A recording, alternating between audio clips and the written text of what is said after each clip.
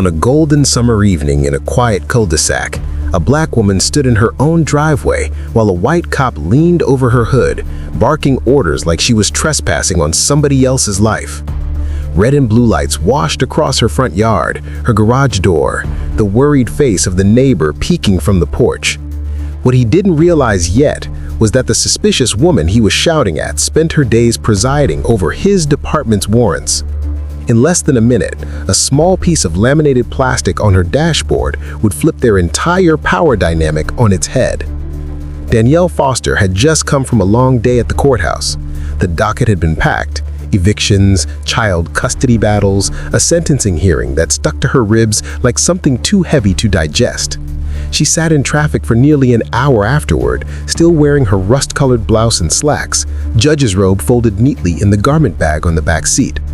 By the time she turned onto her street, the sun was sinking low, staining the sky orange and pink. Her shoulders sagged at the sight of her little brick house and the familiar curve of her driveway. Home. Finally. She signaled, slowed, and turned in. As she did, she noticed the police SUV parked along the curb 2 houses down, engine idling, a lone officer inside. It wasn't unusual to see patrol cars cutting through the neighborhood. There had been a string of car break-ins a few months back. She thought nothing of it at first. But as she eased into her driveway and shifted into park, the SUV's engine revved. It rolled backward, then swung abruptly across her path, blocking the opening to her garage like a gate slamming shut. Danielle blinked, confused. The cruiser came to a hard stop, lights bursting into a sudden storm of red and blue.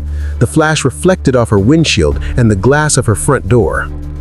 "What on earth?" she murmured, fingers tightening around her keys. The driver's door flew open. A tall, broad-shouldered white officer stepped out fast, uniform stretched tight across his chest. His nameplate caught the light. Watkins. He didn't stroll up casually. He marched, arms swinging with the kind of swagger that said he was already angry about something and ready to unload it. "Ma'am, put the keys on the dashboard and keep your hands where I can see them." Danielle's brows shot up. She was still sitting behind the wheel, engine fully off. The keys were already dangling from her hand. "Excuse me?" she said, confused. "Officer, this is my keys on the dashboard," Watkins repeated, louder. He planted one palm flat on her hood, leaning in toward the windshield, his face filling her view. "Now!" Out of instinct, born from too many news stories and not enough accountability, Danielle swallowed her irritation and set the keys down where he could see them. She raised her empty hands, fingers spread, a motion that felt humiliating in front of her own garage. "All right," she said, forcing her voice to stay level. "They're there. Can you tell me what this is about?" "You tell me," Watkins snapped. "We got a call about a suspicious vehicle circling the neighborhood, stopping in front of houses. You pull into this driveway like you're trying to hide. You live here?" Her stomach tightened. "Yes, I do live here. I've lived here for 9 years." She nodded toward the front door. "My niece is inside. She's probably watching right now." Sure enough, when Danielle glanced up briefly, she saw a small shadow in the front window. Her 15-year-old niece, Aaliyah, peeking through the blinds, eyes wide. Watkins snorted. "We've had reports of people saying exactly that when they're casing homes. Step out of the vehicle." Danielle took a breath. Today had been long. Her feet hurt. Her patience was thin. "Officer, I just pulled into my own driveway. You're blocking me from parking. I'm tired and I'd like to go inside. I can show you my ID and my mail with this address on it." "I said step out of the vehicle." His tone dropped, low and dangerous. One hand drifted toward his belt, not on his gun, but close enough to make her pulse jump. From across the street, a screen door creaked. Mrs. Martinez, the elderly neighbor who always watered her flowers at sunrise, stood on her porch now, phone in hand, eyes narrowed. Another neighbor, a younger woman in workout clothes, paused on the sidewalk a few houses down, earbuds dangling as she took out her own phone, thumb hovering over the camera icon. Danielle noticed them and felt a flicker of both embarrassment and relief. She exhaled slowly, then opened her door. "Fine," she said softly. "I'm coming out." She stepped onto the driveway, the warm concrete radiating through the soles of her flats. She stood between her car and the patrol SUV, not quite sure where to put her hands. Watkins moved closer until he was just an arm's length away, towering over her. If you think this little guy is cute, please hit like and subscribe, or else this man will knock on your doorstep tomorrow.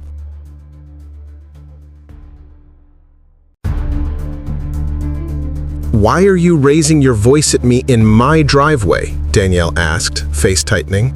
"I haven't broken any laws. I turned off my engine. I complied with your instructions." Watkins scoffed. "People like you always act innocent when they get caught," he said. "Let's see some ID, and don't try any sudden moves." "People like me," she repeated slowly, the words sinking into her chest. Her jaw clenched. "You mean homeowners in this neighborhood? Women coming home from work?" He rolled his eyes. "You know what I mean." In the window, Aaliyah's little shadow disappeared and then reappeared near the door, like she'd moved closer. Danielle ignored the sting behind her eyes and concentrated on keeping her movements deliberate. "My purse is on the passenger seat," she said. "I'm going to reach in and get it. You can watch every second." Without asking permission, Watkins swung the door wider and reached in himself, snatching the purse off the seat. He rifled through it right there on the hood, not caring that her personal things spilled out: lip balm, receipts, a small bottle of lotion. "Is that really necessary?" she asked.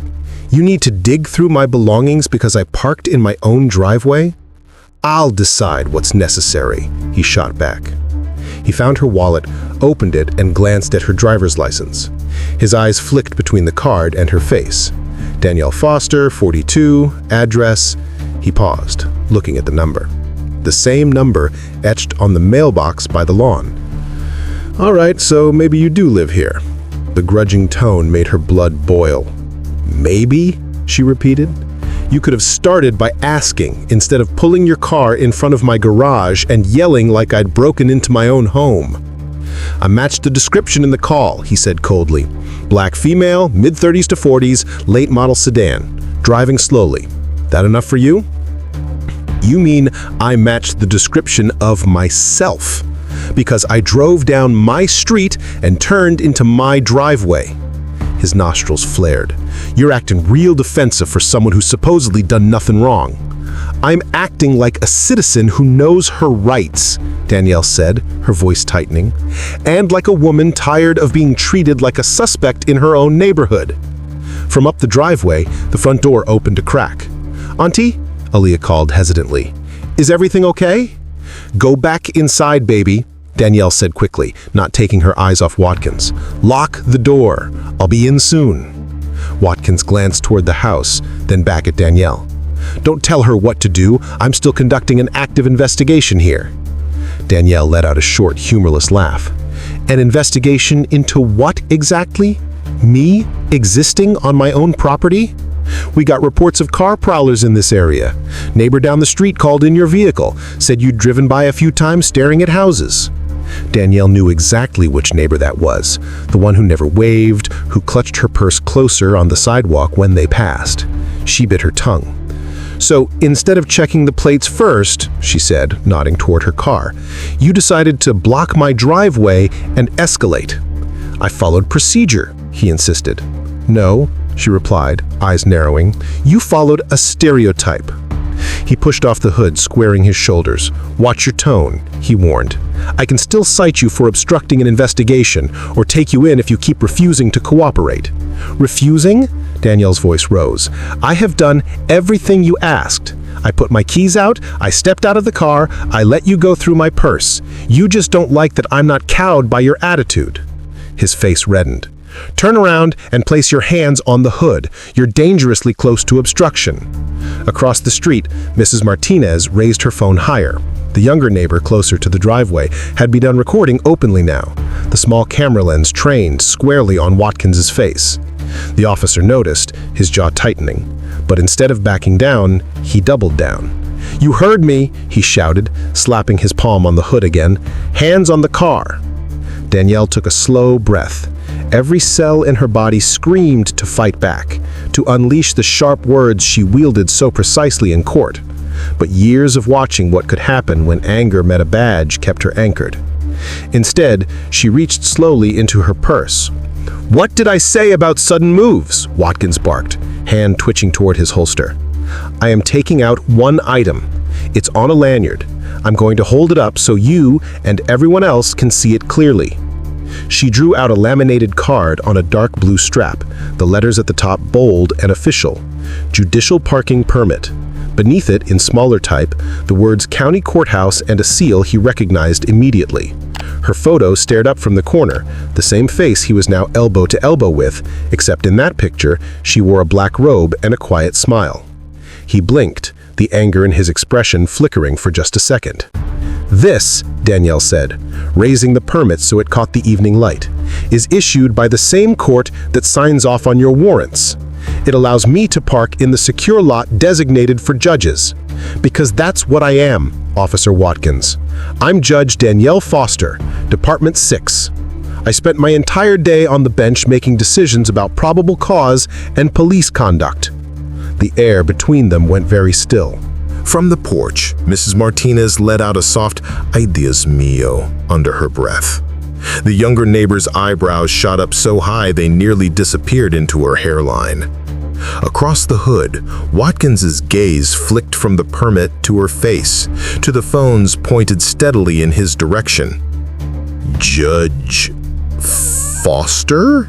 he repeated, voice suddenly hoarse. "Yes," she said. "The same Judge Foster you've stood in front of on more than one occasion, if I'm not mistaken. I remember your name now. You were present on that wrongful search hearing last year, weren't you? The one where the stop started with a suspicious vehicle in the wrong neighborhood." Watkins's Adam's apple bobbed. Color climbed up his neck, his earlier bravado draining out of him like water from a cracked glass. "I didn't recognize you without the robe.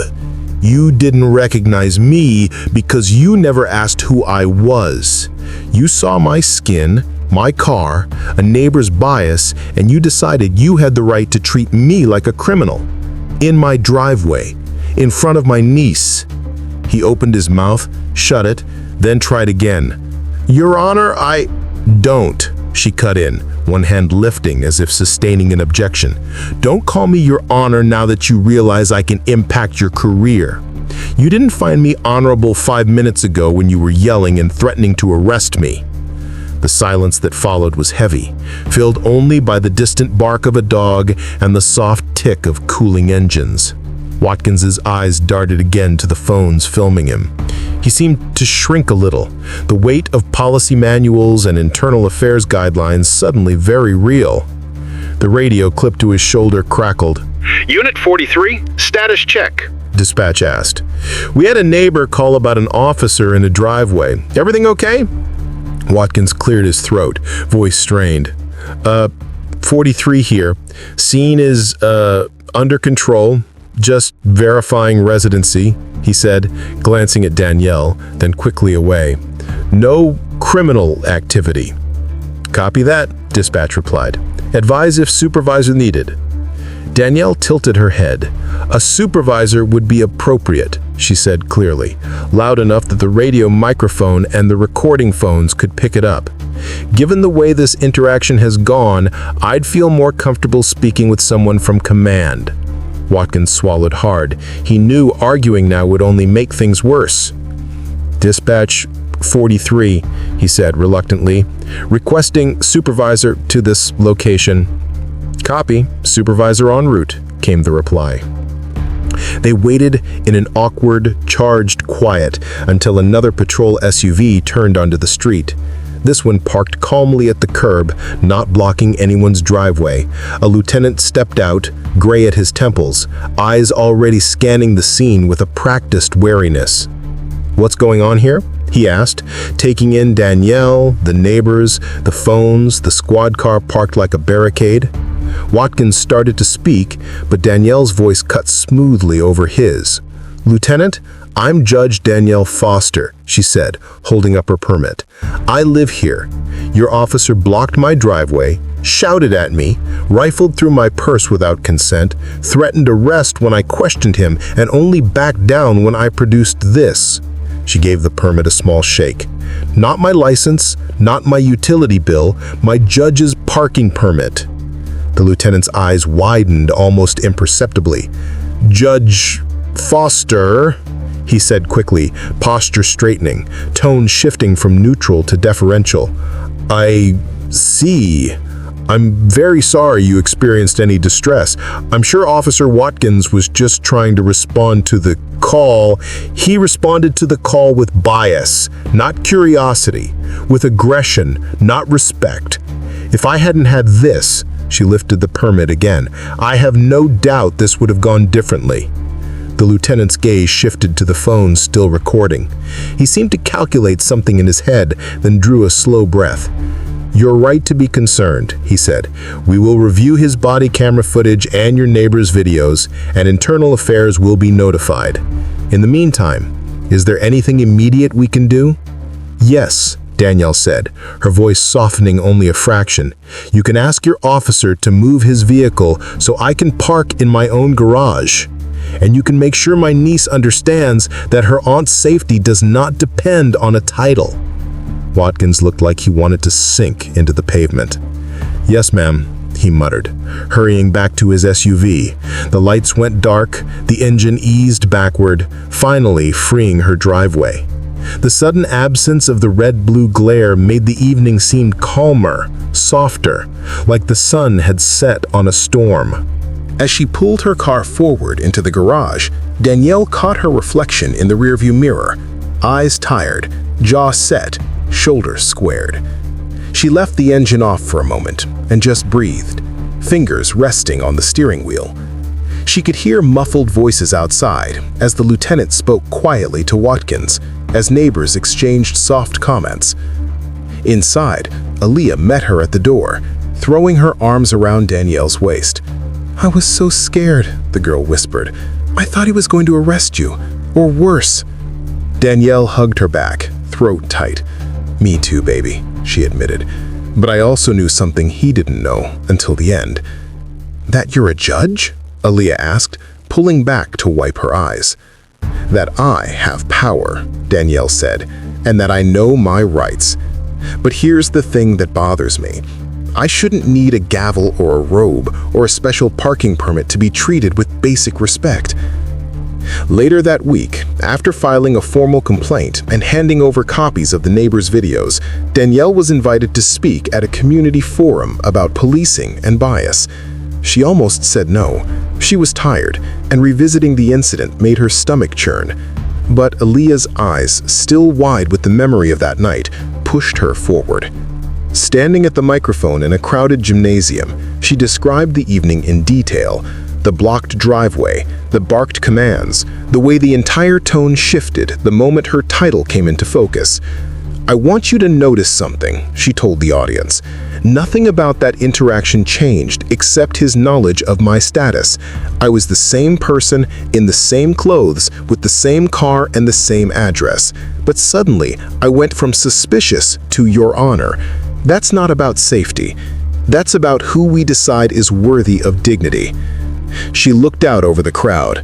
Neighbors, officers, city officials, young people hunched over their phones. "I will pursue this through the channels available to me, but real change takes more than one complaint.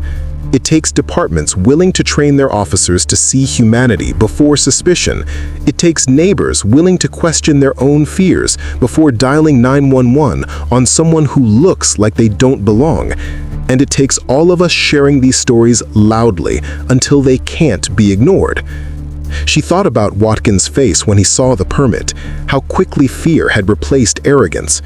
Not fear of her as a person, but fear of consequences. In a way, she hoped that fear lingered. Maybe next time, he'd pause before blocking a driveway. Maybe he'd ask a question before slamming a hand on a hood.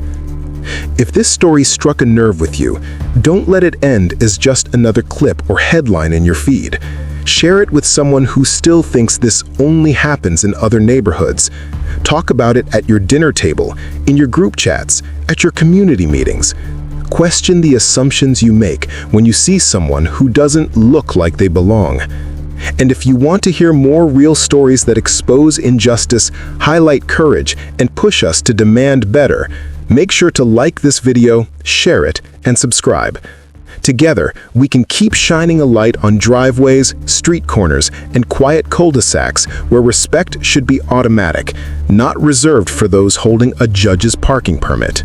Thank you for watching DashCam and Justice Stories. You love more stories like this? Click the videos above and see you there.